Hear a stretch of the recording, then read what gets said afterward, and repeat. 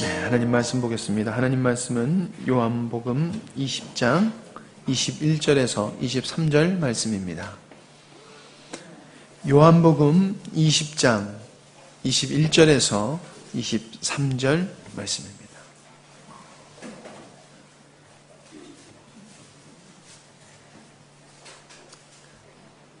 요한복음 20장 21절에서 23절 말씀입니다.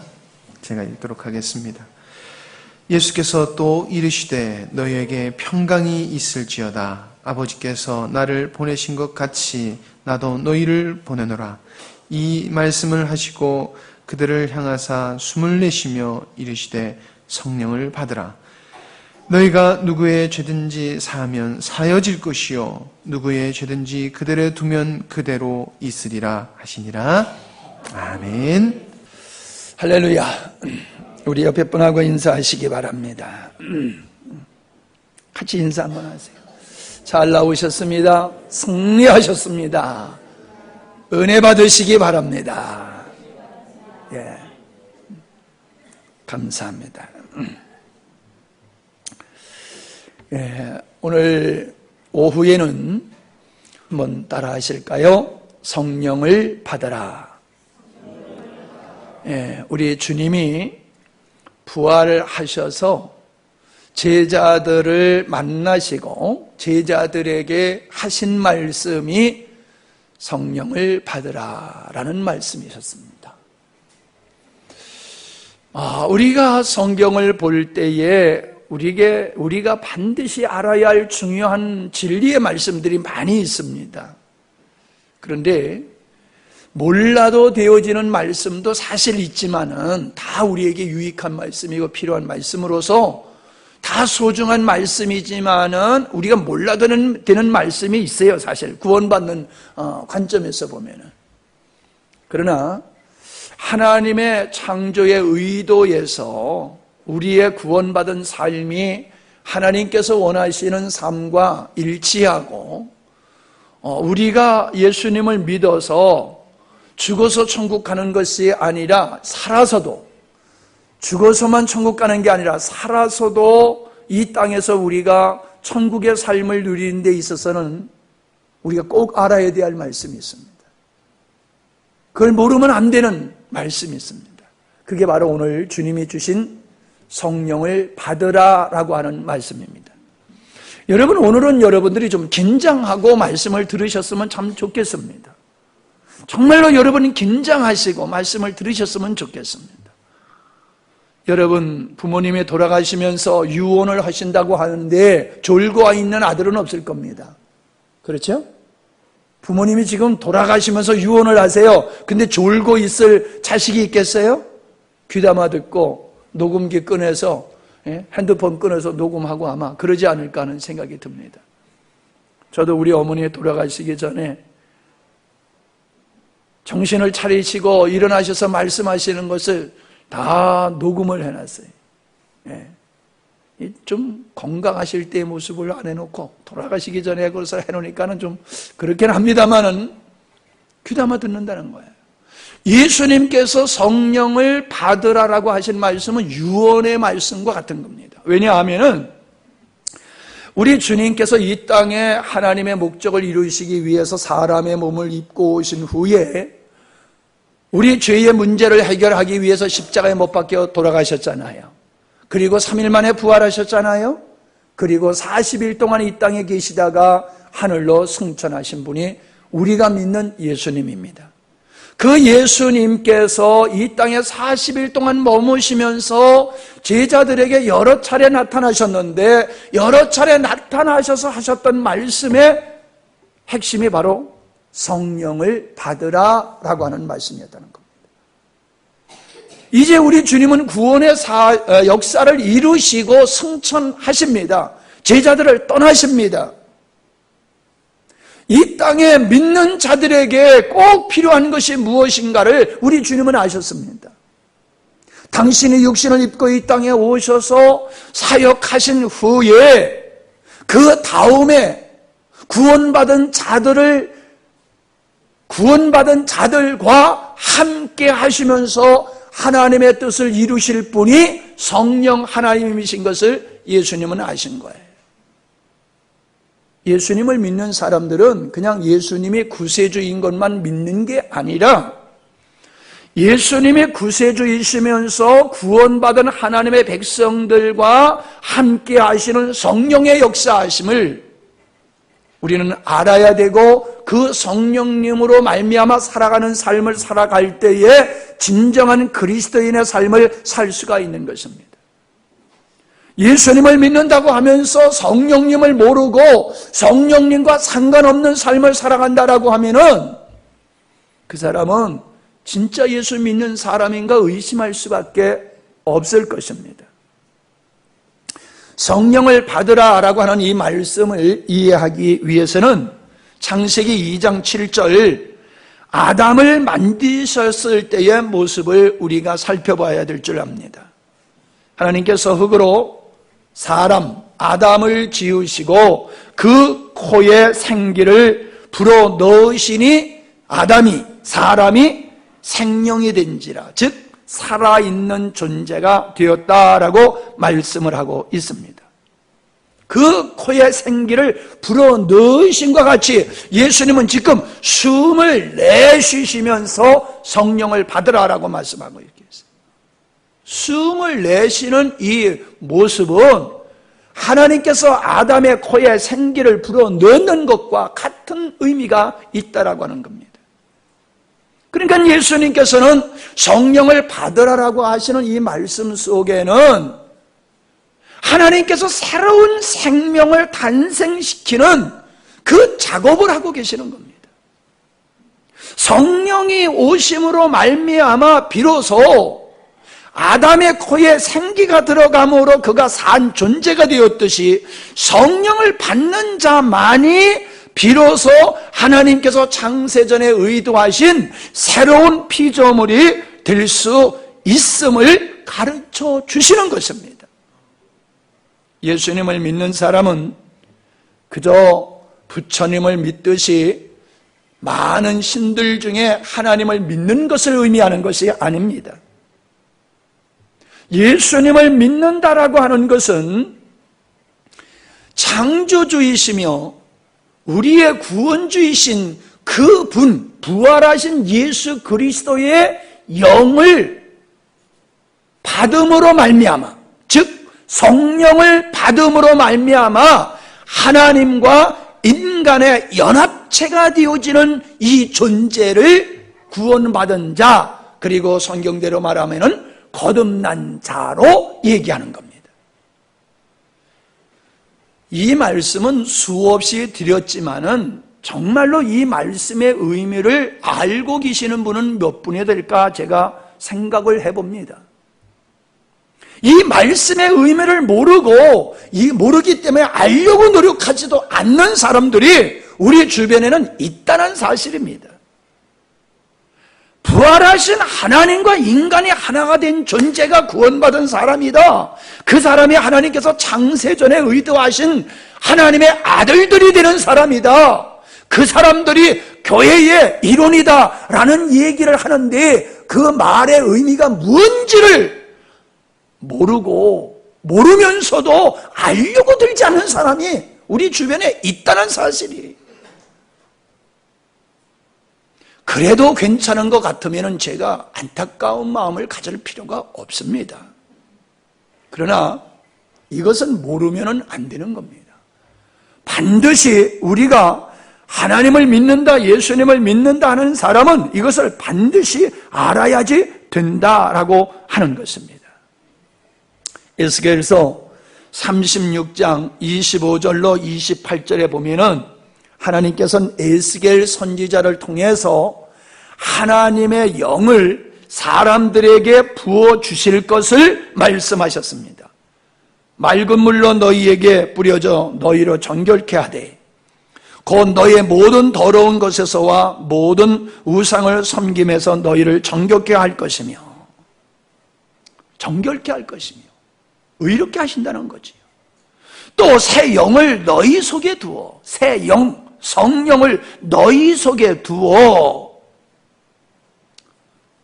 새 마음을 너희에게 준다.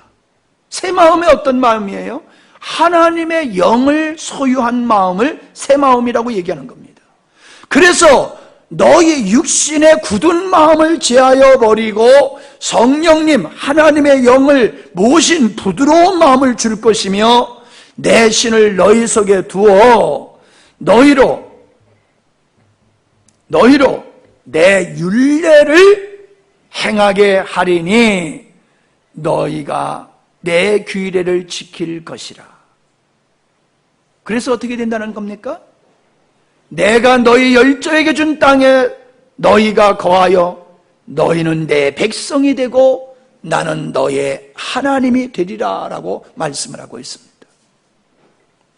우리가 하나님의 백성이 될 수 있다라고 하는 그 조건이 어디 있느냐 하면 하나님의 영을 가져야 된다는 거예요. 성령을 모셔야 된다는 거예요.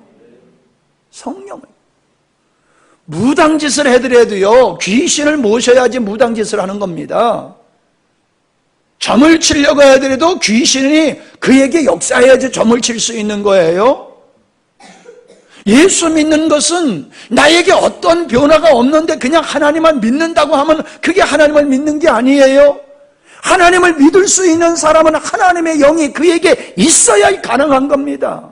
하나님의 영이 없으면 그 사람은 하나님을 믿을 수도 없고 믿는 것도 아니에요. 얼마나 중요한 말씀인지 여러분이 아실 수 있게 되어지기를 원합니다. 주님께서는 당신께서 떠나신 후에 반드시 하나님께서 성령 하나님을 보내주실 것이다 말씀하셨습니다. 그러시면서 하시는 말씀이 내가 떠나가야지 성령이 올 것이며 성령이 너에게 와야지 너희가 유익할 것이다. 그렇게 요한복음 16장 7절에서 8절에서 말씀하셨어요. 예수님의 성육신, 즉 사람의 몸을 입고 이 땅에 오신 성자 예수님 하나님은 성령께서 우리 안에 거하실 수 있도록 하기 위해서 우리 안에 모든 죄를 정결케 하시는 일을 하신 것입니다. 거룩하신 성령님은 죄인들의 마음속에 임하실 수가 없습니다. 그래서 하나님이신 예수님이 이 땅에 사람의 몸을 입고 오셔서 우리 대신 십자가에 못 박혀 죽어주심으로 형벌을 받으심으로 우리를 정결케 하셨어요. 그리고 그 정결케 된 우리의 심령에 하나님의 영인 성령이 임하시게 된 겁니다. 예수님이 십자가에 못 박혀 죽으신 것은 우리 죄를 사하기 위함이다 라고 하는 데까지만 알고 있으면 50점짜리 신앙이에요. 한 걸음 더 나가야 됩니다. 예수님이 우리의 죄를 사하시면 우리를 구원하기 위함도 되지만은 구원하신 당신의 백성들 안에 하나님의 영이신 성령이 거하실 수 있도록 하기 위해서 우리를 정결케 하셨다는 사실이에요. 아멘. 이게 여러분, 이 진리가 여러분이 알아져야 되고 깨달아져야 되고 실제가 되어야 되는 겁니다. 그래야지 예수님 믿는 사람이에요. 육체를 지니신 주님은 제한적이실 수밖에 없으셨습니다. 그러나 예수님은 십자가에 못 박혀 죽으셨다가 부활하심으로 말미암아 그 육신을 벗어버리게 되었고 성령으로 예수님은 우리에게 임하시고 우리와 함께 하시게 되었다라고 하는 것을 성경은 우리에게서 말씀해주고 있는 것입니다. 그 성령께서 우리에게 오셔서 어떤 일을 하십니까? 아까 말씀드린 대로 요한복음 16장 7절로 8절, 그 8절 말씀에 보면은 성령이 오셔서 죄에 대해서, 의에 대해서, 심판에 대하여 말씀하신다고 그랬습니다. 성령께서 이 땅에 오셔서 뭘 알게 하시냐? 죄가 뭔지를 알게 하신다는 거예요. 뭐를 알게 하세요? 예. 죄가 무엇인지를 알게 하시는 거예요. 그리고 우리가 어떻게 의롭게 되느냐라고 하는 죄인이 의로워지는 의로워지는 그 길을, 그 방법을 가르쳐 주시는 일을 성령께서 하신다는 거예요. 누가 예수님을 믿습니까? 환자인 것을 인식하는 사람이 의원을 찾아 병원을 가듯이 내가 죄인으로서 하나님의 은혜가 아니면 구원받을 수 없고 영원히 멸망받을 수밖에 없는 자기 자신을 발견하고 자각할 때에 그 사람이 예수님을 믿게 되는 겁니다. 그런데 자기가 그러한 죄인이라는 것을 인식하고 자각하게 하는 일을 우리 스스로 할 수 있는 것이 아니라 성령께서 그 일을 우리 안에서 하신다는 거예요. 할렐루야. 그래서 요한일서 2장 27절에 보면은 기름 부으심, 즉 성령이 우리에게 오게 되어지면은 그가 참 진리를 우리에게 가르쳐 주신다라고 말씀을 하고 있는 겁니다. 설교를 잘하면 여러분이 은혜 받으실 것 같지요? 예, 맞습니다. 그런 부분도 있습니다만은 아무리 설교를 잘해도 성령께서 역사하지 아니하시면 깨달을 수가 없는 게 성경의 진리입니다. 아무리 연세가 많으셔도 성령께서 역사하시면은 하나님의 말씀의 의미를 깨닫게 되어집니다.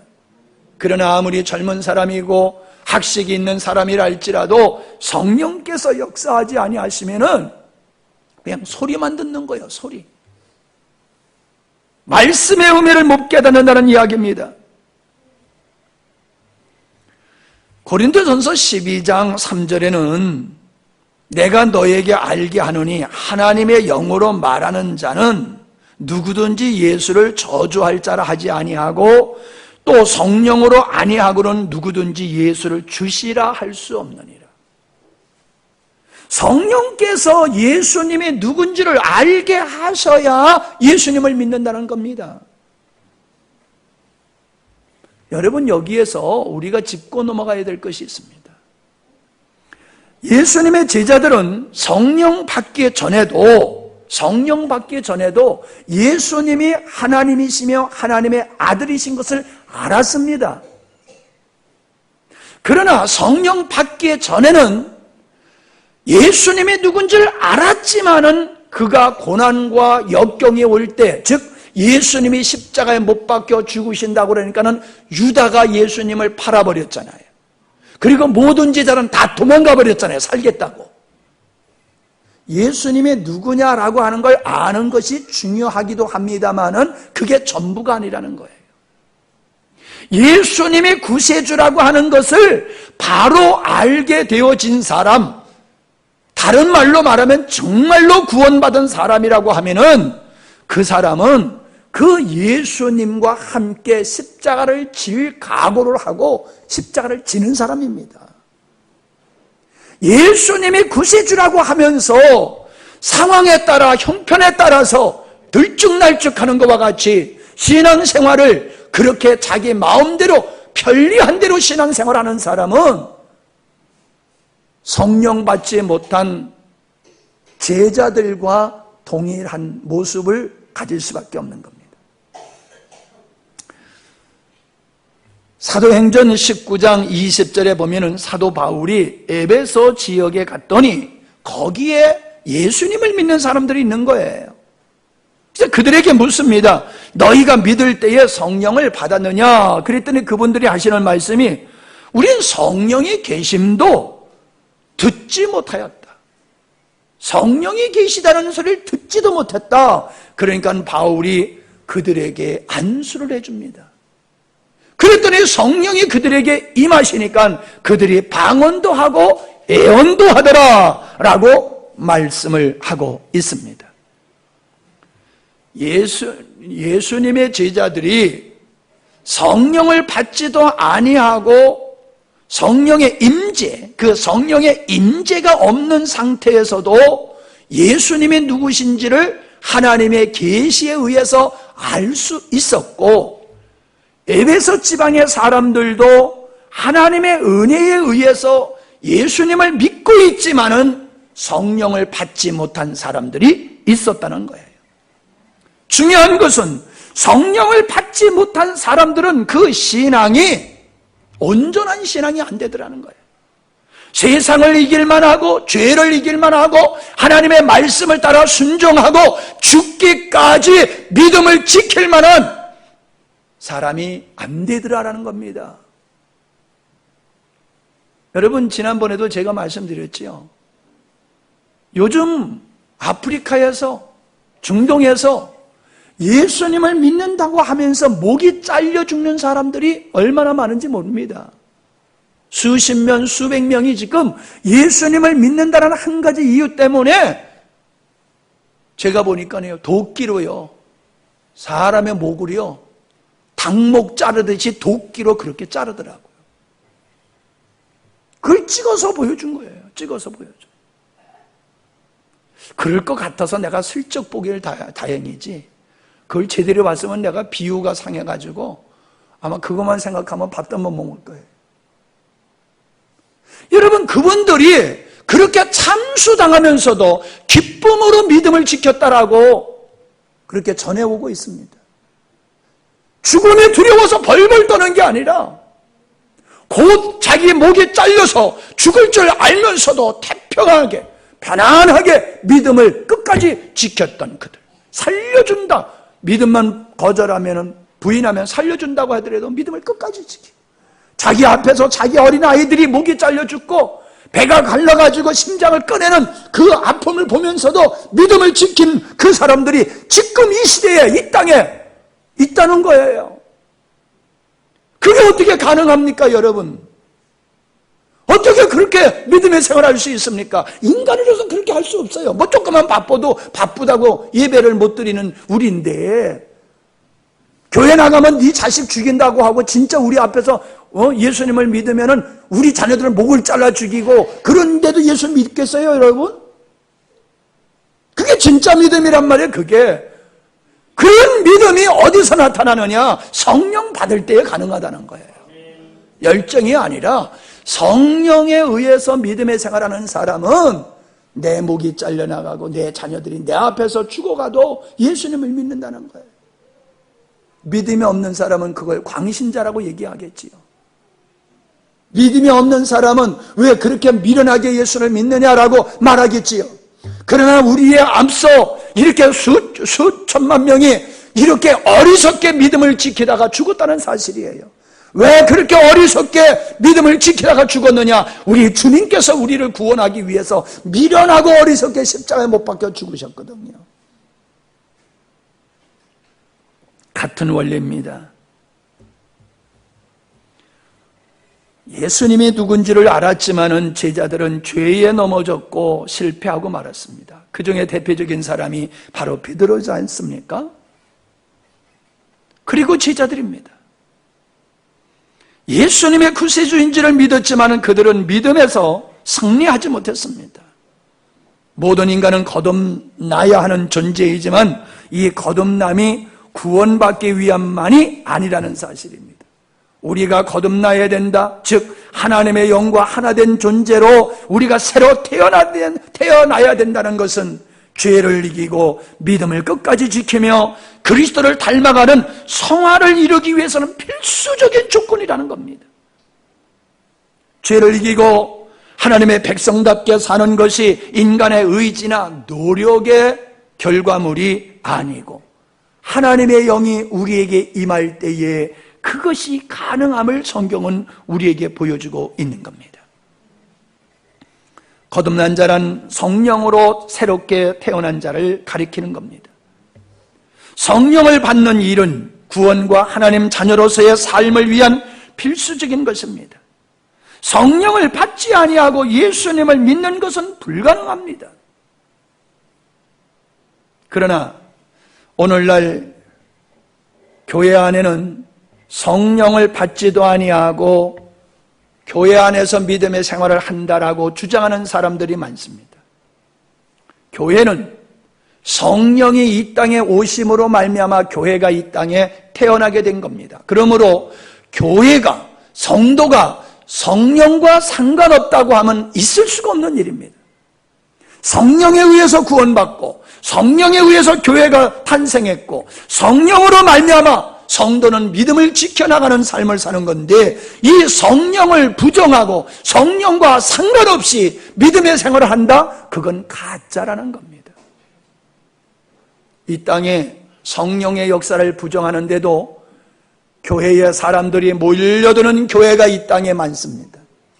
그러니까 사람들이 봐라, 성령 받지 않아도 얼마든지 우린 믿음의 생활을 할 수 있다. 교회가 이렇게 크지 않느냐라고 말할지 모르지만 아닙니다. 가짜입니다. 성령에 의한 믿음, 성령에 의한 교회가 성장하지 아니하는 것은 다 가짜다라고 하는 것을 여러분이 분명히 아셔야 됩니다. 인간의 의지와 철학적인 관념 혹은 종교인으로서의 그리스도를 옷 입었을지는 몰라도 성령을 받지 않는 사람은 생명이신 그리스도로 말미암아 살아가는 게 아닙니다. 그러므로 성령 받지 않은 사람은 하나님과 상관없는 사람이에요. 어떤 일을 한다 할지라도.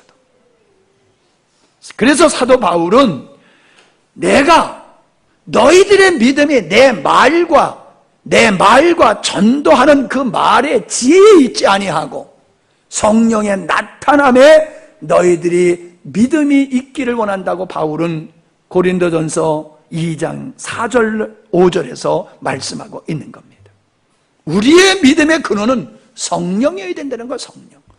사람의 말이나 말의 지혜에 있는 게 아니라는 거예요. 여러분, 이 시간에 여러분 스스로에게 물어보시기 바랍니다. 여러분 정말 성령을 받으신 분이십니까? 여러분이 구원을 말하는 것이 정말로 성령에 의해서 여러분이 구원받으셨음을 확신하십니까? 이제는 내가 나의 주인이 아니오 예수님의 내 인생의 주인이시고 나를 인도하시는 성령의 이끌림에 온전히 순종하며 살아야 될 존재로 여러분이 믿으시고 모든 일을 우리의 머리 되신 예수 그리스도께 의뢰하고 순종하면서 사시는 삶을 사느냐는 거예요. 그렇지 아니하다라고 하면은 목사님 나는 성령이 무언지도 모르겠습니다. 에베소 교인도 같이 목사님 성령님은 얘기해서 성령님에 대한 얘기는 알고 있어도 진짜 성령이 무엇인지 그리고 내가 성령으로 살아가는 경험도 없습니다. 성령이 내 안에서 역사하는 걸 나는 경험한 것도 없습니다. 그냥 나는 교회 왔다 갔다 할 뿐입니다. 마누라 따라서 아이들 따라서 가족 따라서 친구 따라서 교회 왔다 갔다 할 뿐이지 예수님 믿으면 천국 간다는 소리를 듣고 교회는 왔지만은 성령님이 누군지 나는 경험이 없습니다 라고 하시는 분들은 정말로 고민하셔야 됩니다. 물론 그러한 경험이 없다라고 여긴다 할지라도 여러분들의 마음속에 정말로 예수님이 구세주라고 하는 것을 믿는 믿음이 있다라고 하면 여러분은 성령 받으신 분입니다. 그러나 성령을 받았다 할지라도 성령을 받고도 성령님이 누군지를 모르면은 그리고 그 성령으로 말미암아 인도를 받고 그분의 이끄심과 붙드심과 세우심을 받지 아니하고 여러분이 성령님과 상관없이 산다라고 하면은 마치 사생화도 같다는 거예요. 사생화. 이 땅에 태어났지만은 내 아버지, 내 어머니가 누군지도 모르고 나를 돌봐줄 사람도 없는 그런 상태의 아이가 사생아란 말입니다. 그 아이가 어떻게 제대로 자라나겠어요? 우리가 성령을 모르고서는 구원받았다고 하지만은 성령님을 받고 성령님을 알고 성령으로 살지 아니하고는 믿음의 생활을 제대로 할 수가 없는 겁니다. 제자들의 극적인 변화는 오순절 성령이 임하신 후의 역사가 있었다는 사실입니다. 두려워서 숨어서 떨고 있었던 그들이 성령님을 받은 후에는 아주 그 위협과 박해 앞에서도 조금도 두려워하지 아니하고 담대히 복음을 전할 수 있었던 것은 그들 안에 하나님의 영이 성령께서 그들을 사로잡고 있었기 때문입니다. 오순절 성령이 임하신 후 제자들은 성령에 이끌리는 삶을 사셨습니다. 성령 받은 사람들은 성령을 받았다는 게 중요한 게 아니라 성령 받은 사람은 성령의 이끌림을 받아 살아야 됩니다. 성령에 사로잡힌 삶을 살아야 됩니다. 이게 진짜 성령 받은 사람이에요. 나는 성령 받았다고 하면서 성령의 이끌리심과 성령의 사로잡힘이 없다라고 하면은 그건 문제가 큽니다. 성령님에 대하여 아는 것이 아니라 성령에 의한 삶을 살아가야 되는 겁니다. 성령에 이끌리는 사람은 구원받기에 정과는 확연히 다른 삶을 살게 되어 있습니다. 여러분에게 그런 증거가 있다고 하면은 여러분은 성령 받은 사람이지만은 여러분이 예수님을 믿는다고 하면서도 여러분의 생각과 의식과 가치관에 인생의 목표가 전혀 바뀌지 않고 있다라고 하면은 그 사람은 성령 받지 못한 사람일 뿐만 아니라 구원받았다라고 말하기도 어려울 것입니다. 제자들은 예수님이 행하셨던 초자연적인 능력을 행했습니다. 베드로가 요한이 성전에 들어가다가 안진뱅이를 보고 나사렛 예수의 이름으로 일어나 걸으라 할 때에 안진뱅이가 일어나게 됐습니다. 사람들이 이 베드로를 주목하게 됐을 때에 베드로가 한 말이 그겁니다. 그 이름으로, 그 이름을 믿음으로 그 이름이 너희 보고 아는 이 사람을 성하게 하였나니 예수로 말미암아 난 믿음이 너희 모든 사람 앞에서 이같이 완전히 낫게 하였느니라. 안진뱅이가 일어난 것은 내가 일으킨 게 아니야. 예수 그리스도께서 이를 일으킨 것이. 할렐루야. 성령 받은 사람은 성령에 의해서 안전뱅이를 일으키는다든지 여러 가지 능력을 행하면서 복음을 전하게 된다는 사실입니다. 예수님께서 아버지 하나님으로 말미암아 놀라운 역사를 이루셨듯이 제자들도 성령으로 말미암아 기사와 표적을 행했던 것을 보게 됩니다. 그 기사와 표적이 성령 받은 성령의 역사의 증거라는 것입니다. 주님이 십자가를 통해 이루신 것을 성령이 임재하심으로 말미암아 그것이 우리의 것이로 여기게 되었다라고 하는 것입니다. 삼위일체 하나님, 성부 하나님, 성자 하나님, 성령 하나님은 구원의 역사, 창조의 의도를 삼위일체 하나님이 함께 이루어 가십니다. 성부 하나님이 계획하시고 성자 하나님이 십자가로 이루시고 성령 하나님께서 우리에게 임재하셔서 그 구원의 하나님의 뜻을 완성해 나가고 계시는 것입니다. 그러므로 구원은 예수 그리스도의 십자가로 이루어졌지만은 교회는 성령의 오심으로 세워지게 되어 있고 능력 있는 삶을 살아가는 걸 믿으시기를 바랍니다. 교회 시대의 주체는 바로 성령님이십니다. 성령에 의해서 교회가 세워졌기 때문에 성령 없이는 교회가 존재할 수 없음을 여러분 확실히 믿으시기를 바랍니다. 은혜 시대라고 교회 시대를 일컬어 말하고 있습니다.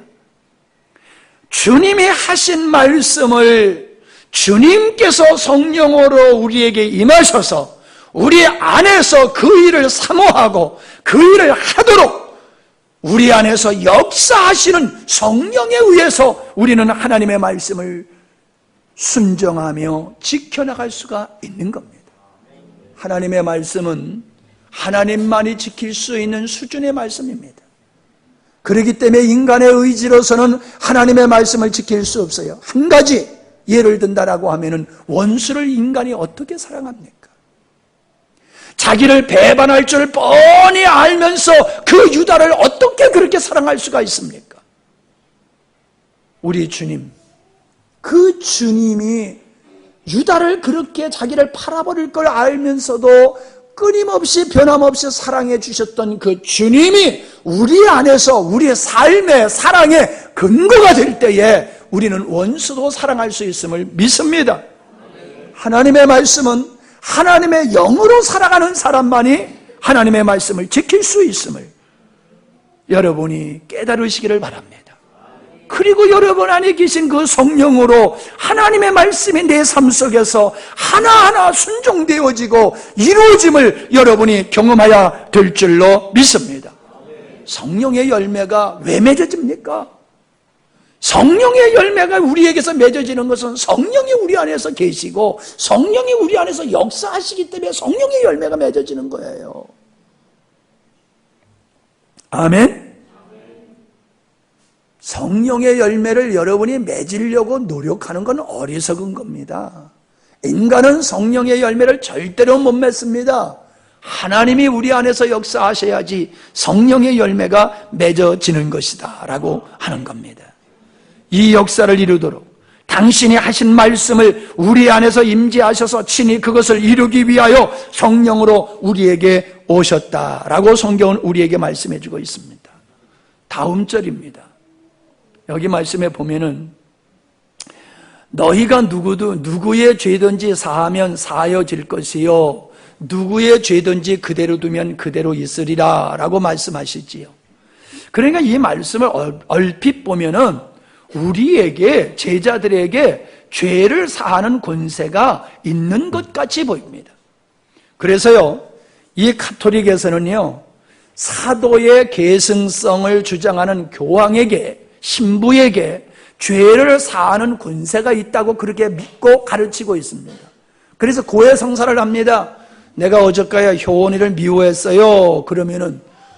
그러면서 내가 회개합니다. 그러면 신부가 내 죄가 사하여졌느니라. 이렇게 하면은 죄가 사하여지는 거예요. 강 집사님 고해 성사 해보셨어? 네? 고해 성사도 안 해보고 다녔을 거면 우리 임정순 집사님은 고해 성사 해보셨어? 네. 그러니까 사하여졌느니라 하니까 기분이 좋지. 사하여졌다니까. 신부님이 사하여졌다고 하면 사하여지고 그게 안 되면은 그냥 죄가 있는 거예요. 그러니까요 천주교에서는 신부님한테 감히 눈을 똑바로 뜨고 대드는 사람 없어요. 왜? 성질나면 안 사해줘 버리니까. 네, 고해성사를 해도 네 죄가 사해졌느냐 안 해버리면 큰일 나잖아. 그러니까 그냥 그러면서 그냥 아무 말도 못해. 아니에요. 사도성은 사도로 이리적으로 끝난 겁니다. 사도의 사역은 할 수 있어도 사도적인 기능과 능력은 이리적으로 끝나는 거예요. 이 말씀은 사도들에게 그리고 사도성을 계승한 자가 누구의 죄를 사할 수 있는 권세가 있다는 말씀의 의미가 아닙니다. 이것은 선지자들이, 구약의 선지자들이 하나님의 말씀을 받아서 백성들에게 선포를 했습니다. 사도들은 하나님의 말씀을 받아서 백성들의 이 모든 민족에게 말씀을, 복음을 선포했습니다. 그래서요, 복음 안에는 구원의 길과 멸망의 길이 함께 있는 거예요. 복음에는 구원의 길과 멸망의 길이 함께 있어요. 그래서 요한복음 3장 16절 모르는 사람 없잖아요.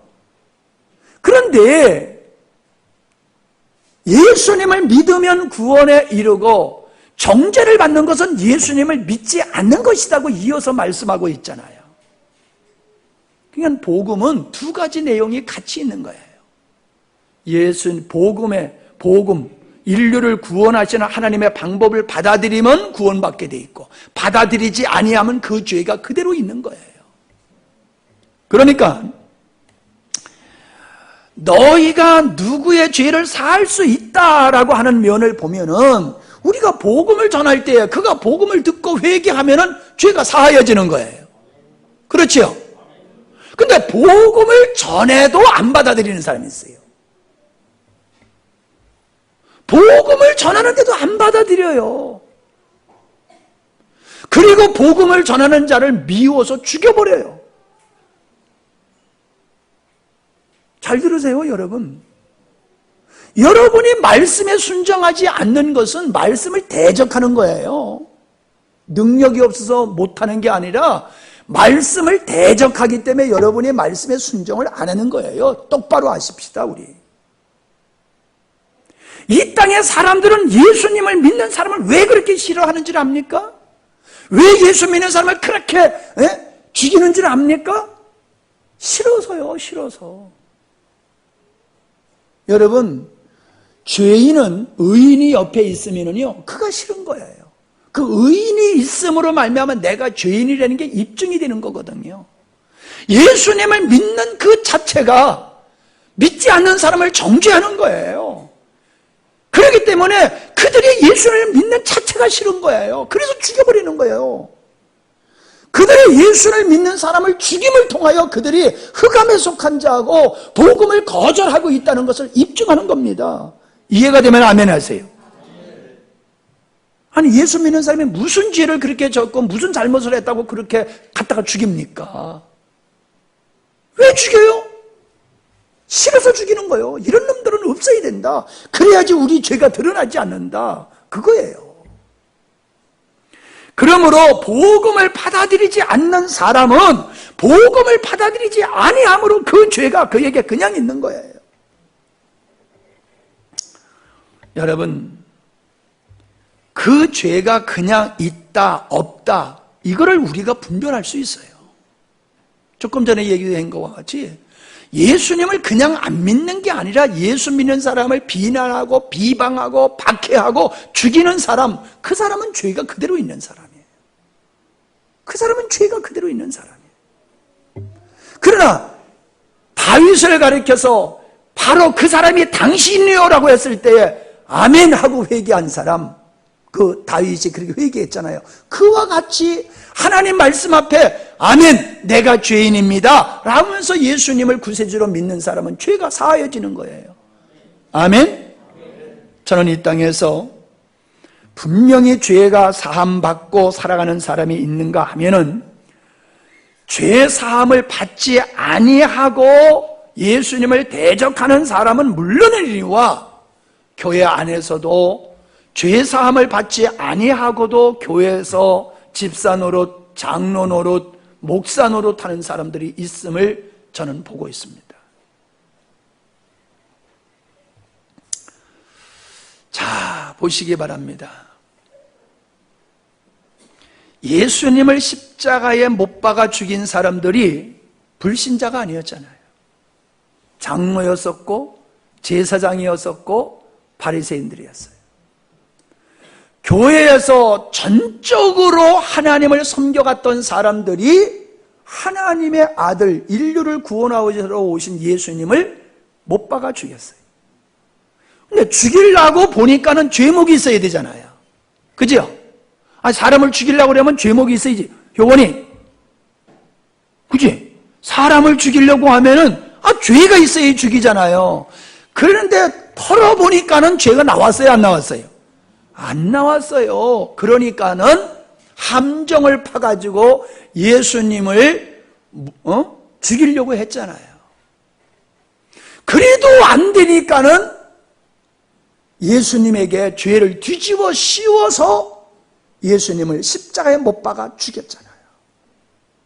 빌라도가 이 사람에게는 죄가 없다고 그렇게 얘기를 하는데도 십자가에 못 박으라고 많은 사람이 외쳤잖아요. 그들이 누굽니까? 그들이 누굽니까? 예수님을 십자가에 못 박으라고 외친 그 무리들이 누굽니까? 그들을 사주했던 사람들이 누굽니까? 종교인이었어요. 그리고 예수님이 기사와 능력을 베푸는 것을 보고서 그 예수님을 왕으로 삼으려고 했던 그들이 이제는 그를 십자가에 못 박아 죽이라고 이를 갈고 있는 겁니다. 사도 바울을 죽이기 전에는 먹지도 않겠다고 했던 사람들이 있습니다. 아니, 사도 바울이 무슨 죄를 그렇게 졌길래 그를 죽이지 아니하고는 먹지도 않겠다고 했습니까?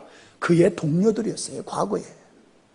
사도 바울의 동료들이 사도 바울이 복음으로 들어가서 예수님을 믿으니까 그 예수 믿는 저 바울 저놈의 자식을 죽이기 전에는 나는 먹지도 않을 거야 그러면서 오직 바울을 죽이는 일에 헌신했잖아요.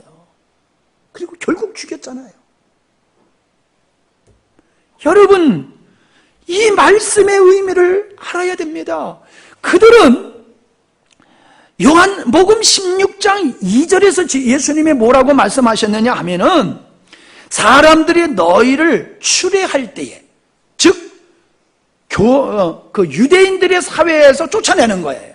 지금 우리가 중동에서 보면요, 개종을 하면은 족보에서 파내버리잖아요. 그죠? 족보에서 파내버리고 가족이 가족을 죽이잖아요. 종교를 바꿨다고. 그게 이슬람권의 사람들이잖아요. 힌두권의 사람들이 지금 그러고 있잖아요. 똑같은 거예요. 예수님이 말씀하세요. 그거 이제 출교라고 얘기를 하는 거거든요. 그런 것을. 우리나라에서는 그러잖아요. 임자식 교회 나가면 족보에서 파버린다고. 그게 출교하는 거예요. 출교. 그러니까 곧 죽음을 의미하는 거예요. 너는 누가 때려 죽여도 내가 상관하지 않는다. 그게 출교거든요. 그래서 많은 사람이 너희를 추리할지라도 그들이 너희를 죽이면서 어떤 생각을 가지고 너희를 죽이는 줄 아느냐? 이것이 하나님을 섬기는 예라. 우리가 하나님을 잘 믿기 때문에 너희들을 죽이는 거야. 그런다는 거예요. 그들이 악한 생각을 해가지고 죽이는 게 아니라 하나님을 잘 섬긴다는 확신을 가지고 예수 믿는 사람을 죽인다는 거예요. 이게 예수님을 십자가에 못 박아 죽였고 그의 제자를 죽였고 그런 생각을 가지고 있는 사람이 역사 속에서 계속해서 교회를 핍박하고 믿는 사람을 죽이고 있습니다. 자, 여러분 그 사람들에게 죄 사함이 있겠습니까? 없겠습니까? 아니 아직 대답을 못 하시는 분은 어디 갔다 오신 거예요? 아직 콩밭 맬 때도 아닌데 정신 차려 들으세요. 정신 차려 들으세요. 정신 차려. 젊은 분이나 연세 많으신 분이나 이거 명확하게 아셔야 됩니다. 그들이 하나님을 위한다고 하면서 예수를 죽였고 바울을 죽였고 수많은 사람을 죽였어요. 하나님을 믿는다, 하나님을 위한다고 하면서 지금도 하나님을 위한다고 하지만은 하나님과 상관없는 사람들이 교회 안에 수두룩하다는 말이에요. 그들이 누구요? 성령 받지 않은 사람들이요. 그래도 졸고 있는 사람이 있네. 이렇게 얘기해도 아주 안 들으려고 하는 거예요. 정신 차려 들으시라고 내가 그랬잖아요. 심각한 얘기를 지금 하고 있어요, 여러분. 내가 주일날 예배당에 와서 예배 드리고 있으니까 나는 구원받은 사람이야, 나는 하나님의 자녀야, 이렇게 속지 말란 말이에요. 여러분이 성령을 따라 살지 아니하면은 여러분은 죄가 사여진 사람이 아니라고 성경은 말씀하고 있어요. 내 멋대로 내 마음대로 살면서 성령과 상관없이 살아가면서 나는 구원받은 사람이다? 성경에 어디 그런 말씀이 있습니까, 여러분? 이게 소리 지르지 말아야 되는데 내 소리 안 지르려고 작정을 했는데 눈 감고 있는 사람 보니까는 확 열이 나는 거예요. 저 양반 지옥 가면 어떻게 할까? 그래서 소리 지르는 거요. 뭐 내가 왜 소리 질러요? 왜 소리를 질러? 여러분 지옥 갈까봐 내가 소리 지르는 거예요. 졸다가 지옥 갈까봐, 착각하시다가 지옥 갈까봐. 보세요. 제가 목회를 하면서 교회 안에서 교회를 많이 어지럽히고 목사님을 많이 힘들게 했던 사람들을 수없이 만났습니다. 그들이 뭐라는 줄 압니까? 나는 교회를 위해서 이 일을 하고 있다. 나는 교회가 정의롭고 교회가 교회답기 위해서 나는 이 일을 하고 있다. 나는 잘못된 길을 가는 목사님을 바로잡기 위해서 이 일을 하고 있다. 그러면서 교회를 어지럽히고 목사님을 힘들게 하더라고요. 근데 그 사람들이요, 지금 교회를 안 다녀요. 믿음을 저버렸어요. 아예 교회를 안 다녀요, 지금. 그러면은 그분들이 정말로 교회를 위한다는 그 말이 진짠가요? 하나님을 위한다고 하면서 예수님을 죽이고 제자들을 죽였던 사람과 뭐가 다릅니까? 교회가 두 쪽 나든지 세 쪽 나든지 상관없어요. 자기들의 뜻을 관철시키기 위해서는 위층에서 예배드리고 밑에 층에서 예배드리고 경찰관들을 동원해가지고 난리 법석을 치고, 그게 구원받은 사람의 모습입니까? 그게 구원받은 사람의 모습이냐 말이에요. 설교하는 목사님을 잡아 끌어내리고 설교하지 못하도록 가서 가로막고, 그런 사람들이 이 땅에 얼마나 많아요. 그러면서 하는 얘기가 나는 교회를 위한다. 교회에 어떤 비리를 세상에 고발하는 사람들이 누구예요? 교회를 위한다는 되는 사람이에요.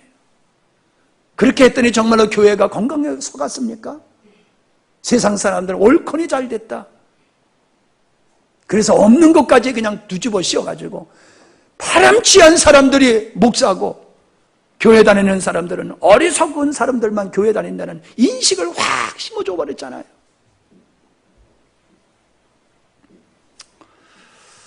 그것만이 아닙니다. 저는 요즘 제 마음이 많이 울적하고 참 힘이 듭니다.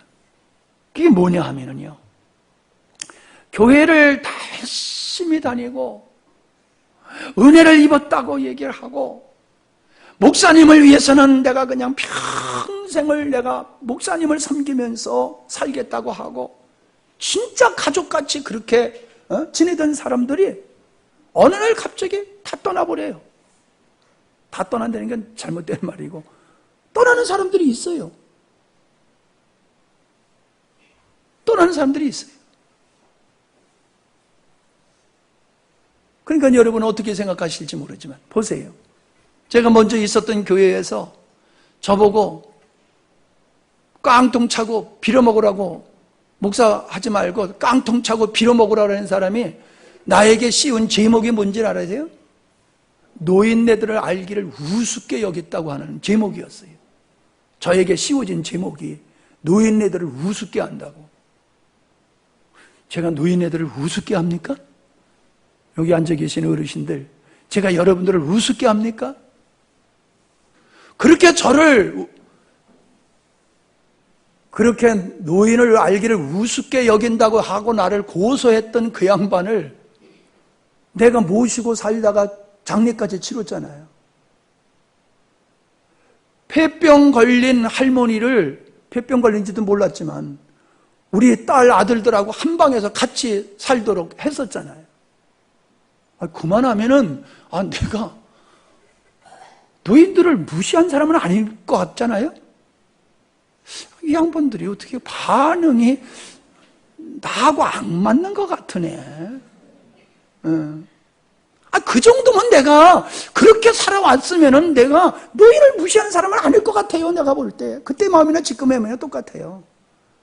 어떤 사람 나와보고요, 돈밖에 모르는 사람이라고 그래가지고 힘들게 했어요. 아니, 내가 돈밖에 모르는 사람 같으면 우리 아버지 도장 훔쳐다가 왜 빚보증을 서줍니까? 그렇게 된통 혼이 나고도 성도가 빚보증 서달라니까 내가 또 서줬어요. 왜요? 나는 자식이로 생각했기 때문에, 진짜 형제로 생각했기 때문에. 아니, 우리 자녀들이 와가지고 빚보증 서달라고 그러면 난 동생이 와서 서달라면 안 서줘도 우리 자녀가 와서 서달라고 그러면 서줄 수밖에 없을 것 같아요. 난 그렇게 가족으로 자녀로 생각했기 때문에 빚보증 서줬다 곤욕을 또 되게 치렀어요. 그럼 그 정도면은 내가 돈에 환장한 사람은 아닐 거잖아요. 그런데 나를 그렇게 보는 사람이 있었어요, 과거에도.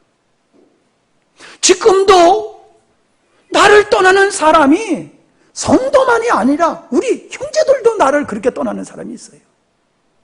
형제도 나를 버리고 떠나. 왜 떠나요? 복음을 전하니까 싫어해요.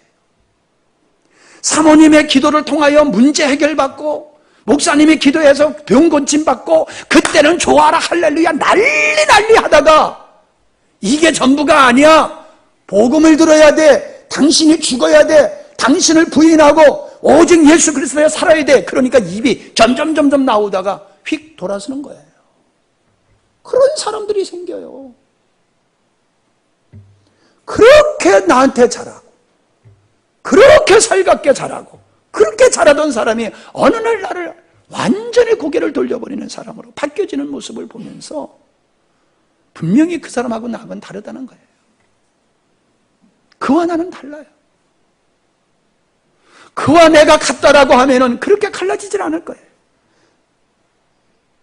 누가 옳은지 누가 틀린지는 주님은 아실 겁니다.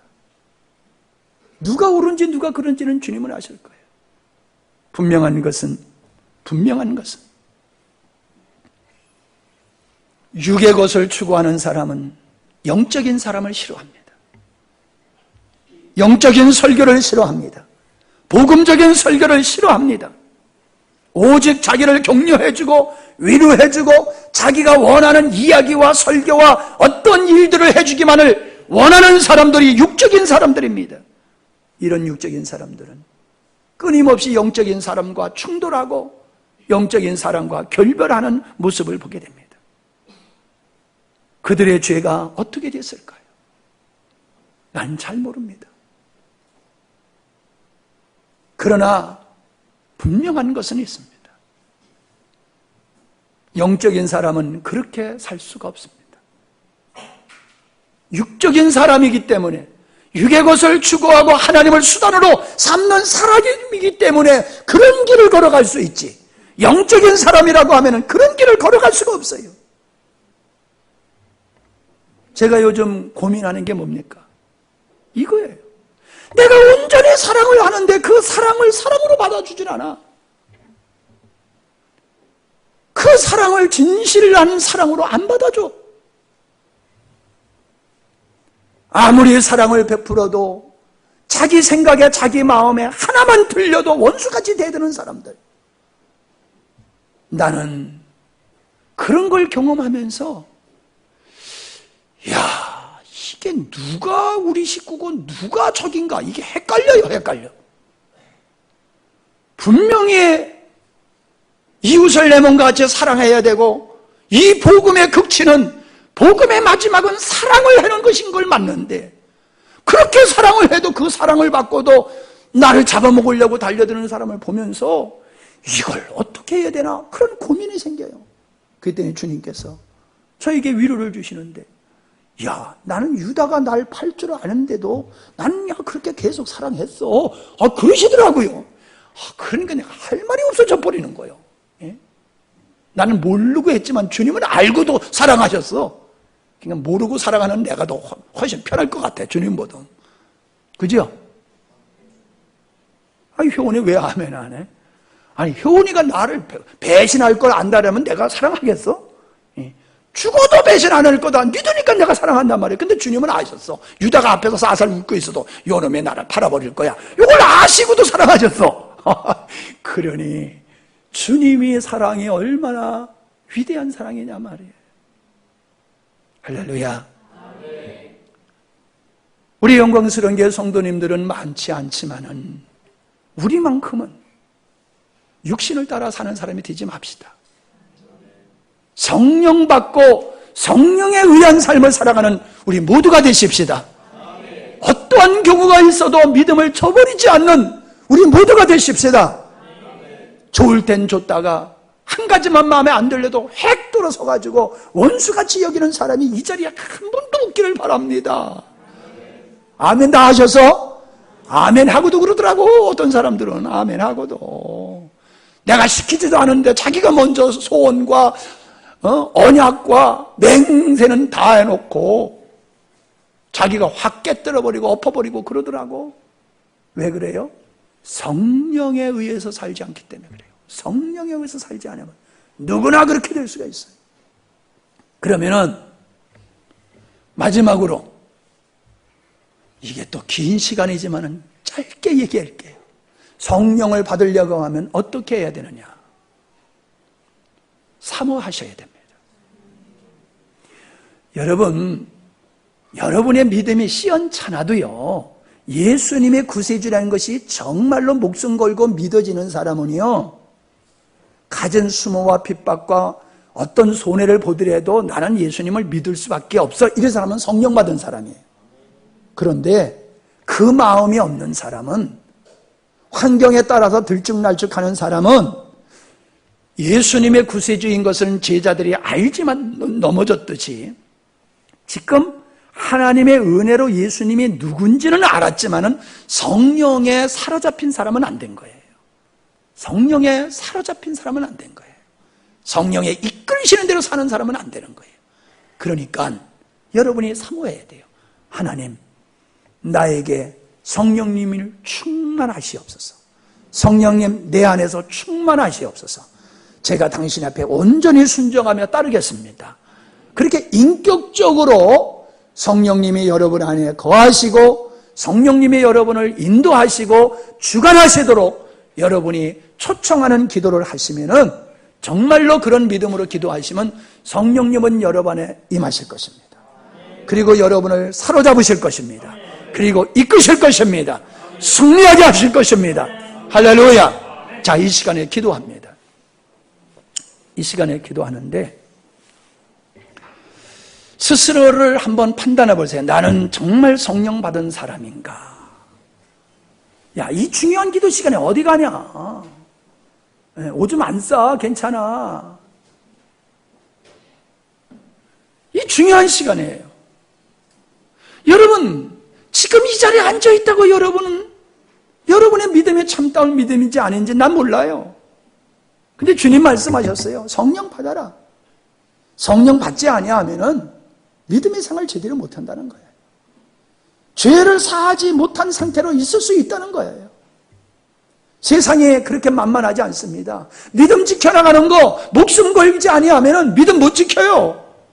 목숨 걸고 우리는 믿음의 생활을 해야 되는 거예요. 근데 그 일을 성령 받지 아니하고는 안 돼요. 성령으로만 가능한 거예요. 여러분에게 묻습니다. 여러분 스스로가 물어보세요. 나 성령 받은 사람인지, 나 성령에 의해서 인생의 목적이 바뀌어지고 가치관이 바뀌어지고 주님이 내 인생의 전부가 됐는지를 여러분 물어보세요. 만약에 그게 안 되었다라고 하면 여러분은 성령 받아야 될 필요성이 있는 사람이에요. 솔직히 하나님 앞에 기도하세요. 성령님, 내 안에 주님이 계신 것 같지 않습니다. 성령님 내 안에 임하셔서 생명이신 주님을 내 안에 부으시고 영원히 좌정하시옵소서. 내가 주님으로 인생을 살기를 원합니다. 그렇게 여러분이 진실되게 하나님 앞에 기도하는 시간 갖겠습니다. 반주해 주시고 반주에 맞추셔서 여러분이 하나님 앞에 신실한 모습으로 기도하시기 바랍니다.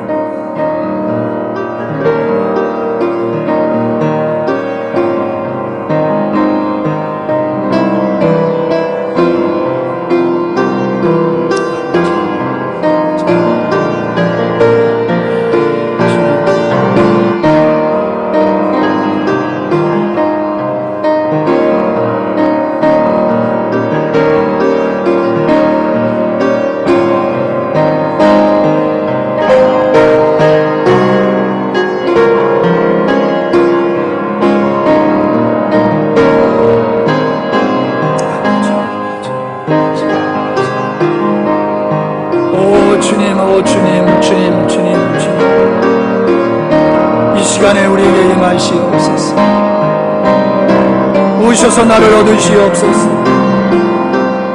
나의 주인이 되어 주시옵소서. 나를 붙드시고 이끌어 주시옵소서. 어떠한 고난과 박해와 역경 속에서도 믿음을 지키게 하시고 세상과 죄를 이기게 하시고 하나님의 사람으로 끝까지 나가게 하여 주시옵소서. 내 맘대로 내 뜻대로 내 생각대로 사는 이 어리석음을 용서하여 주시옵소서.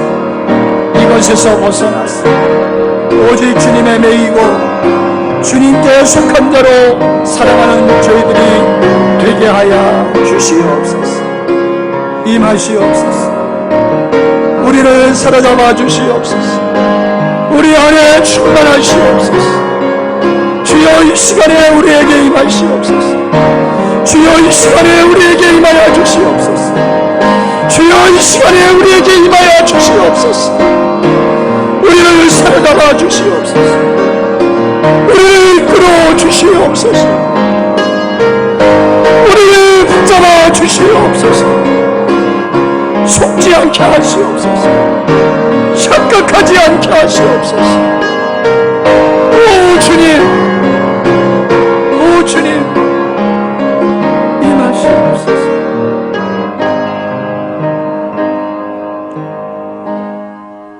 성령님은 인격자십니다. 하나님은 인격자시기 때문에 우리가 인격적으로 주님을 초청하면은 주님은 우리 안에 거하십니다. 그리고 역사하십니다. 제가 알기로는, 제가 느끼기로는 성령님이 계심에도 불구하고 성령께 순종하지 않는 분들이 더 많은 것 같아요. 성령을 받지 않으신 분이 있기보다는 성령을 받고도 성령의 인도에 전적으로 순종하지 않는 분이 더 많은 것 같습니다. 어떻든지 간에 성령을 받지 못하신 분은 받아야 되고, 받으신 분은 성령께 온전히 순종하는 삶을 사는 게 그게 맞습니다. 그래야지 우리가 구원받은 자의 삶을 살 수 있고 하나님의 자녀답게 살고 하나님의 나라를 우리의 마음에, 우리의 가정과 우리의 삶에 이룰 수 있음을 믿습니다. 제가 기도할 때에 여러분 정말로 마음으로 동의하시고 함께 하시면 좋겠습니다.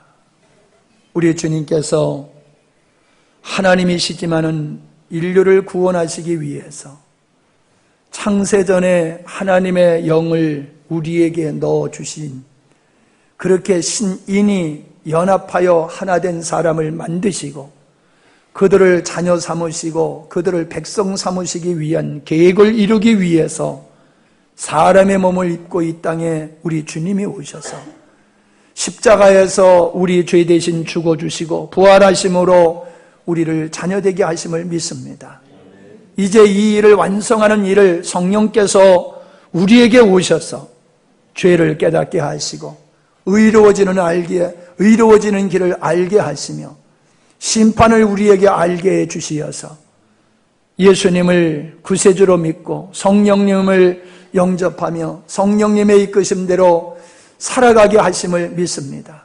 성령을 통하지 아니하고는 어떤 은혜의 자리도 나갈 수 없고 어떤 열매도 맺을 수 없기에 주님은 부활하신 후에 제자들에게 성령을 받으라고 말씀하셨습니다. 오늘 우리들에게도 이 말씀은 동일한 줄 믿습니다.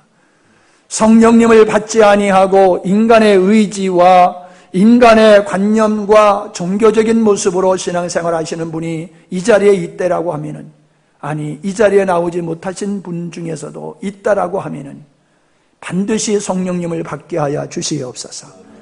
성령님을 받았지만은 성령님께 순종치 아니하고 자기 마음대로 살아가는 분들이 있다라고 하면은 이제는 성령님께 온전히 순종하게 해 주시옵소서.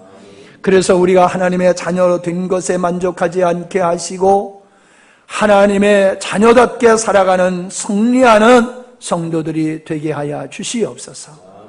성령님, 우리에게 임하시기를 간구합니다. 우리의 주인으로 임하여 주시옵소서.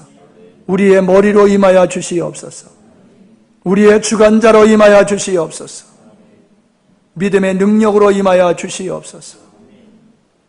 주여, 우리가 순종하며 살겠습니다. 복종하며 살겠습니다. 내 맘대로 살지 아니하고 생명을 부어주신 성령님의 이끄심을 따라 살겠습니다. 이 자리에 앉아있는 우리 모두가 주님을 사모합니다. 성령님을 사모합니다. 이 시간에 사모하는 열려있는 마음속에 우리 주님 임재하여 주시옵소서.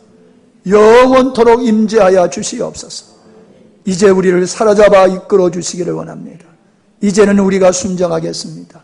이제는 복종하겠습니다. 이제는 따르겠습니다. 역사하여 주시옵소서. 임하여 주시옵소서.